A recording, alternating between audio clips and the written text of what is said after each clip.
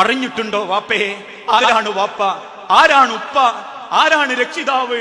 ചിരിക്കാൻ അറിയാത്തവൻ, ദേഷ്യക്കാരൻ, കാർക്കശ്യക്കാരൻ, എന്തോ ഗൗരവത്തിൽ എപ്പോഴും നടക്കുന്നവൻ, എന്തിനും ഏതിനും എല്ലാറ്റിനും പ്രയാസം പറയുന്നവൻ, അതല്ലേ വാപ്പാനെ പറ്റി മനസ്സിലുള്ളൊരു ചിന്ത.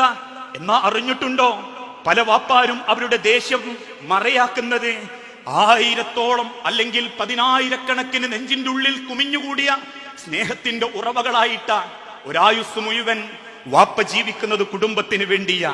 നിങ്ങൾ ഈ അനുഭവിക്കുന്ന തണൽ അത് വാപ്പാന്റെ ചോരയാ, വാപ്പാന്റെ നീരാ.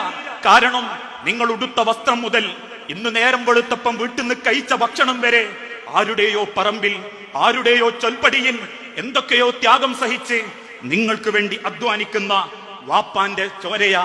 അതുകൊണ്ടാ പലരും മനസ്സിലാക്കാറുള്ളത് ഗ്രന്ഥം അതല്ലെങ്കിൽ കുടുംബത്തിന്റെ ഭാരം ചുമക്കുന്ന ഒരു കഴുത, ചിരിക്കാൻ അറിയാത്തവൻ അല്ലെങ്കിൽ പുഞ്ചിരിക്കാൻ അറിയാത്തവൻ. ആ രീതിയിൽ നിന്ന് നമ്മളെ ഉമ്മാനെയും വാപ്പാനെയും തിരിച്ചറിയാൻ പറ്റണം.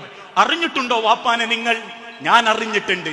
വിദേശ രാജ്യത്ത് പോകുമ്പോ ചുട്ടുപഴുത്ത മരുഭൂമിയിൽ 1.5 മണിക്കൂറോ 2 മണിക്കൂറോ ഉറങ്ങാൻ മാത്രം അവസരം കിട്ടി.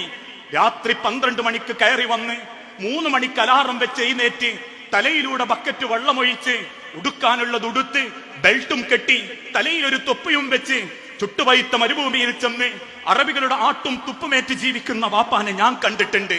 പകലന്തിയോളം തെരുവോരങ്ങളിൽ കച്ചവടം നടത്തി വിറ്റുപോയ സാധനം തിരിച്ചു വന്നപ്പോ തലേന്ന് വിറ്റതിന്റെ പണം ഉപയോഗിച്ച് മക്കൾക്ക് സ്കൂൾ ഫീസും ബസ് ഫീസും കൊടുത്ത് പിറ്റേന്ന് തിരിച്ചു വന്ന സാധനത്തിന് എന്ത് തിരിച്ചു കൊടുക്കുമെന്ന് തിരിച്ചറിയാതെ നിസ്സഹായതയിൽ നെഞ്ചുപൊടിയുന്ന കണ്ണു നിറയുന്ന വാപ്പാരെ ഞാൻ കണ്ടിട്ടുണ്ട്.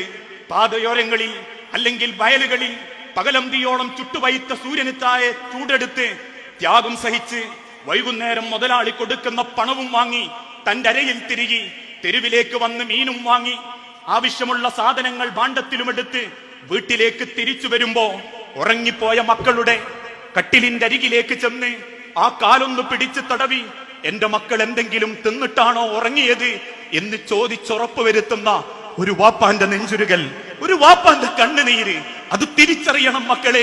ആ തിരിച്ചറിവാണ് നമ്മൾ ഈ സമൂഹത്തോടും കുടുംബത്തോടും ചെയ്യുന്ന ഏറ്റവും വലിയ ബോധം. അതുകൊണ്ട് തന്നെയാ പലപ്പോഴും വാപ്പാര് കാർക്കശ്യക്കാരാകുന്നത്. പേടിയാണ് അവർക്ക്. ഒന്ന് ചിരിച്ചാൽ കുടുംബം കൈവിട്ടു പോകുമോ, ഒന്ന് ആമർത്തി സന്തോഷിച്ചാൽ കുടുംബം ഇല്ലാതായി പോകുമോ എന്ന്. അവരുടെ സങ്കടവും അവരുടെ നൊമ്പരങ്ങളും ഉള്ളിലൊതുക്കി അവര് ദേഷ്യക്കാരാവുന്നത് നമ്മളെ സ്നേഹിക്കുന്നത് കൊണ്ടാ. കാരണം വാപ്പ കൊണ്ട് വെയിലാ നമ്മളെ തണല്, വാപ്പാന്റെ ചോരയാ നമ്മളെ തണല്, വാപ്പ